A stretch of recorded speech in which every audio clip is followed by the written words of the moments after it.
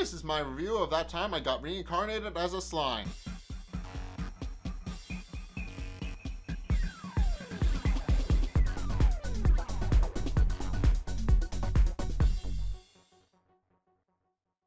Okay, so Charybdis showed up, and Rimuru realized the best way to deal with him was to deal with all of his Megalodons one at a time before going in on Charybdis himself. And throughout this entire fight, Milim is just begging to go fight him, but Rimuru is refusing because at this point he believes that Charybdis is after him and doesn't want Milim to get hurt. Basically, it doesn't want Milim to be involved in something that doesn't even concern her. And also, during this fight, it's revealed that, for whatever reason, Ranga can fly. I don't know why, but in this episode it happens. And eventually, Rimuru and all of his people retreat, and Rimuru has to hold it off. And they plan to go on an all-out attack against Charybdis, but it doesn't really damage him all that much. And it's at this point where Rimuru learns that Phobio is the one inside Charybdis controlling it and realizes he has a personal grudge against Milim. And realizing he was mistaken, calls Milim over to deal with it, but keep Phobio alive so that they can question him, which she does. She uses a bit of excessive force, but she does indeed destroy Charybdis, and after some magical surgery, Rimuru is able to permanently rid Phobio of Charybdis' influence by removing the magical core that affixed itself to his chest, kind of like a heart. I guess it would be Charybdis' heart, but it is called the magic core. But yeah, they managed to remove it from Phobio, who soon wakes up and basically puts all the pieces together that we've been given up until this point. He tells them of all the of how he was approached by some subordinates from the Monoret clown troupe, and then Gabriel reveals that he was approached by Laplace, who Milim then reveals is actually working for Clayman, and the whole thing just comes together. And it's at this point where Carrion himself shows up, and after beating Phobio's face into the dirt for basically misbehaving and on his own behalf for not really keeping an eye on his subordinate, he joins into a pact with Rimuru on a non-aggression pact and leaves. And that's really all the episode does. So this episode was interesting. I liked it. It was mainly an action scene, but we also got to see all of Rimuru's people working together. We got to see the orcs holding off one of the Megalodons by himself.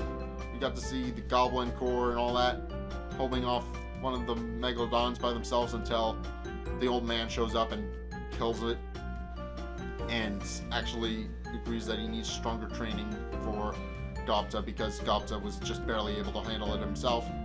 Because, as I said, he's strong, but he's not that strong.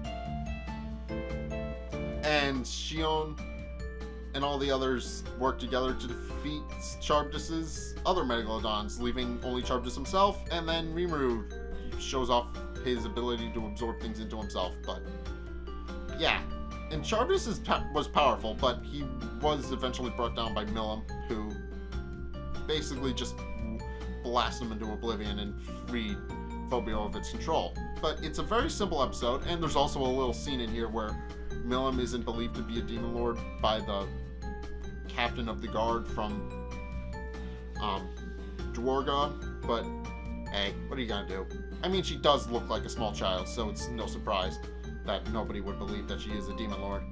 But she does restrain herself by not actually punching him outright, because yeah. And she also does forgive Phobio for what he did, which shows a lot to her character growth. She's learned that yeah, she does need to try and be a better person and not actually just go in and punch whatever she sees.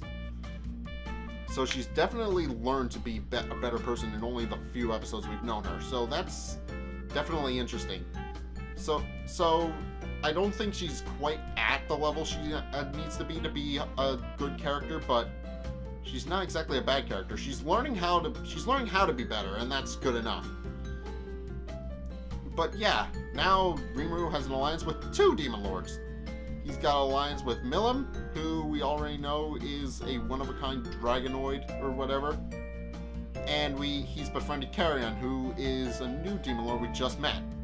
I mean, although he has been mentioned several times. But, yeah, there's really not much else to this episode. This episode was pretty straightforward, pretty simple, but it does do a lot of things. It shows character development. It shows that Phobio was only slightly aware of what was going on.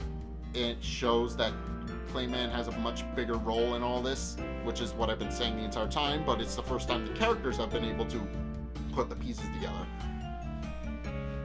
And yeah, at this point, people do think that Clayman is still a Demon Lord. I told you he's not.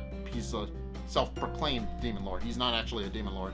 But yeah, it's going to be interesting just to see what happens. Because now Clayman is kind of exposed. He's been exposed as the guy pulling the strings the entire time. And Rimuru knows it now. So now Rimuru just has to try and track him down and try to figure out what he wants. But yeah, if you did see this episode that time I got reincarnated as a slime, what did you guys think? Let's get a discussion going in the comment section down below or over on my Discord server, link in the description. Anyway, thank you guys so much for watching. If you did enjoy it, then be sure to hit that like and subscribe button.